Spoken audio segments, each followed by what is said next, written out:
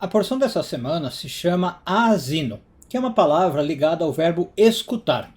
Portanto, a gente vai aproveitar isso para falar sobre a voz de Deus e como escutá-la, segundo a Kabbalah. Eu sou Yair Alon e essa é a Energia Semanal.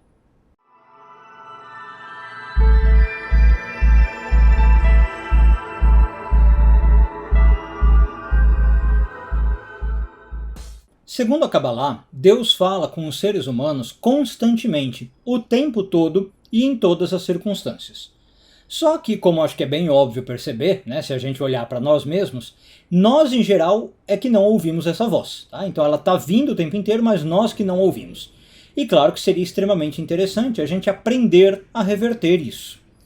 Tem uma alegoria cabalística que ilustra bem o que está acontecendo aqui e ensina um pouco por que as coisas são desse modo.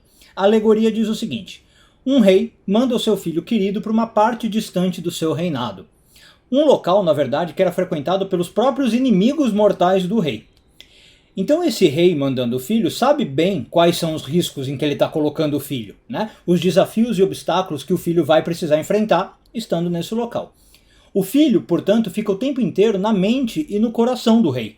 E o rei, sempre preocupado, portanto, com seu filho, se esforça ao máximo para ficar em contato com esse filho. Bom, essa é a alegoria. A nossa alma nessa alegoria é o filho.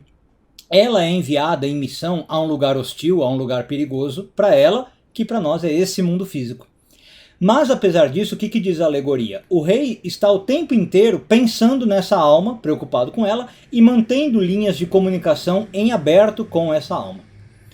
Bom, o primeiro versículo da porção dessa semana, então, pode ser lido cabalisticamente como uma referência a isso. Moisés começa dizendo mais ou menos assim: escute bem, ó céus, e eu falarei, e que a terra ouça as palavras ou os dizeres da minha boca. Céus e terra, para Kabbalah, são dois aspectos que existem dentro de nós. O céu é o nosso lado espiritual e a terra o nosso lado mais físico. O versículo está dizendo então para nós o quê? Que tanto os nossos aspectos mais elevados como os nossos aspectos mais baixos e mais mundanos devem prestar atenção às palavras que o universo o tempo inteiro está enviando para nós. Agora, a Kabbalah também ensina que a mensagem que chega para cada um desses componentes dentro de nós tem uma marca. Tá? A mensagem ela é diferente para cada um desses componentes. Cada mensagem, se você quiser pensar assim, é feita para ressoar naquele nível a que está destinado, seja o nosso lado espiritual ou o nosso lado material. No versículo, por exemplo, isso pode ser visto notando que no hebraico dois verbos diferentes são usados. Tá? Um é para os céus, que é até a palavra dibur, e outro que é para a terra, que é a palavra amirá. Mas não vem ao caso, só saiba que são dois diferentes. A mensagem para o nosso lado mais espiritual, diz a Kabbalah, pede que a gente lembre sempre da nossa origem espiritual, que a gente haja à altura, que a gente se porte como filhos do rei, como príncipes, e que a gente lembre dessa nossa origem. A mensagem para o mundano, segundo a Kabbalah, fala para nós tomarmos cuidado com as nossas escolhas aqui na Terra, para a gente saber optar entre os caminhos que existem à nossa frente, e para a gente lembrar que sempre existe a questão de causa e consequência no mundo físico em que a gente vive. Então esse é o discurso que Moisés está fazendo ao longo de toda a porção, no sentido cabalístico. Se você for ler o texto, vai ficar claro que é isso que está acontecendo.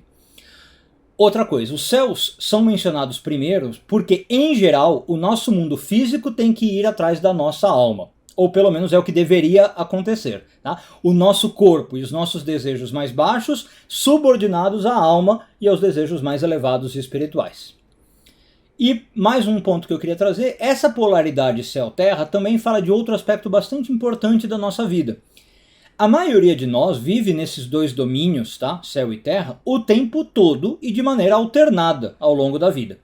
Então a gente tem períodos de clareza celestial, vamos chamar assim, de expansividade, de percepção clara da luz do Criador, mas é claro que a gente também tem momentos em que a gente se sente mais baixo, entre aspas, mais confinado, mais limitado, mais preso no mundo físico, nas obrigações do mundo físico, e aí a gente está com, digamos, um aspecto mais pragmático, mais mundano, e não tão espiritual. Mas aqui tem uma questão importante, porque em ambos os casos, segundo a Kabbalah, tem uma fala do Criador ocorrendo conosco. A fala não acontece só no momento espiritual, tá? No terra também.